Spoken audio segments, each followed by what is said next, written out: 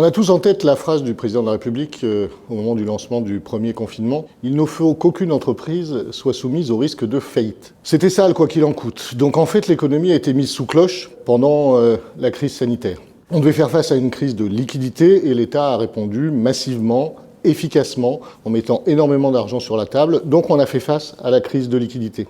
On a aussi étendu les délais pour avoir à rembourser les créances échues, les créances à échoir, avec le décalage de l'état de cessation des paiements, l'allongement des délais de conciliation, ce qui fait que dans notre matière, là où on a chaque année environ 50 000 dossiers de procédure collective, sur 2020-2021, il y avait à peu près 20 000 entreprises concernées.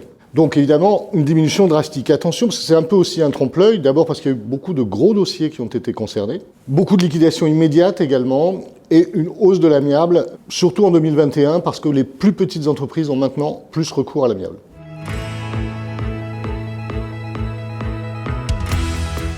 Maintenant que la crise de liquidité est passée, le problème se pose de la crise de solvabilité. Le mur de la dette. Le mur de la dette, c'est 2 000 milliards d'euros aujourd'hui en France. Et effectivement, on a un problème d'endettement des entreprises avec tous les emprunts qui ont été faits, les ratios ont été déséquilibrés, et on a un problème de fonds propres. Alors, sur l'endettement, les mesures sont adressées. On a aujourd'hui les délais qu'on peut, URSSAF, passif fiscal, l'État est présent. L'État a même permis de rallonger les PGE, soit par le biais d'une conciliation, soit par le biais de la médiation du crédit. L'étalement des dettes, on y arrive. Le problème, effectivement, c'est l'amélioration des fonds propres.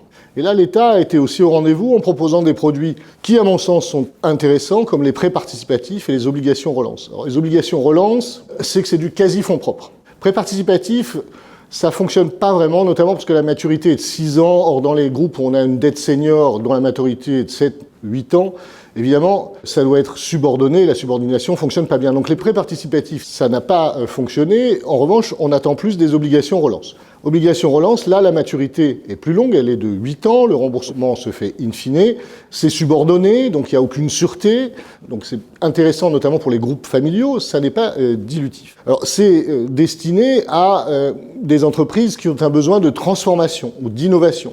C'est pour aller sur l'investissement. Les obligations relance, il y a 1,7 milliard quand même qui sont mis sur la table par l'État. Aujourd'hui, on a pour l'instant 141 millions d'euros seulement qui ont été mobilisés. Je sais que Trèves a fait l'objet d'une opération de ce type pour 34 millions d'euros auprès de Tikeo et de Raseo. Donc c'est un process qui démarre. Il devait s'arrêter en juin 2022. La loi de finances 2022 prévoit une extension à 30 décembre 2023, soumise à l'autorisation de Bruxelles. Mais donc c'est un bon outil.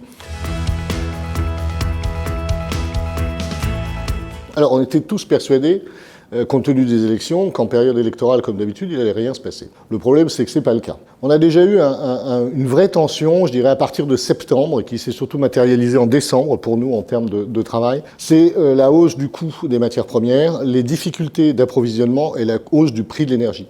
Tout ceci parce que la relance a été forte à la sortie du Covid, mais tout était bloqué. Donc il a fallu faire redémarrer la machine. Et là, il y a déjà pas mal de secteurs qui en ont souffert. Le BTP était bien impacté, l'automobile, on en a beaucoup parlé avec la crise des semi-conducteurs, etc., etc.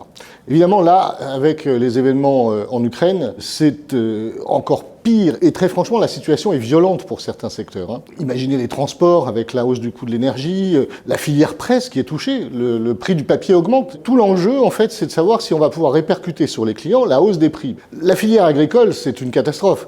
On assiste au surenchérissement du coût des céréales, ce qui fait que, aujourd'hui, les élevages de porc sont quand même en grande difficulté. L'agriculture, c'est la triple peine, en fait. L'année dernière, il y avait déjà eu de mauvaises récoltes en Amérique du Sud et ailleurs. Donc, il y avait déjà une augmentation du prix des céréales. Vous imaginez, aujourd'hui, l'Ukraine et la Russie, c'est 40% de la production mondiale des céréales. Donc, évidemment, ça va être encore pire.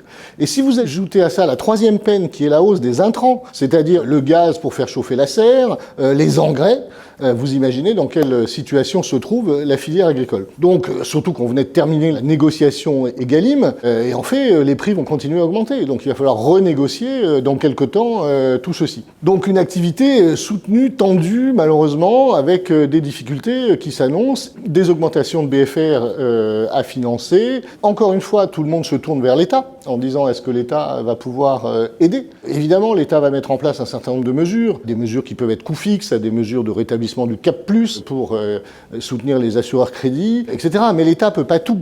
Ce qu'il faut en fait, c'est que l'argent privé revienne. Parce que avec le quoi qu'il en coûte, l'argent public gratuit a chassé l'argent privé. Il faut que l'argent privé, via les banques, revienne. Les banques aujourd'hui, elles se sont dérisquées avec les PGE sur les dossiers où ils étaient à risque, mais les courts termes, il n'y a plus de court terme. Donc les banques doivent reprendre la place. Les systèmes doivent aussi être adaptés aux entreprises en difficulté. Les obligations relance dont je parlais, aujourd'hui, ça s'adresse quand même plus à des gens qui sont côté Banque de France 5+. Or, il faudrait aussi que ça fonctionne pour les entreprises en difficulté. On a beaucoup parlé de l'année dernière du fonds de transition, c'est un peu l'Arlésienne. Donc pour les dossiers où il y a le plus d'emplois en jeu, j'espère que le fonds de transition va enfin pouvoir fonctionner. C'est un mix public-privé, mais avec un retour de l'argent privé, et il y a beaucoup de sujets là-dessus.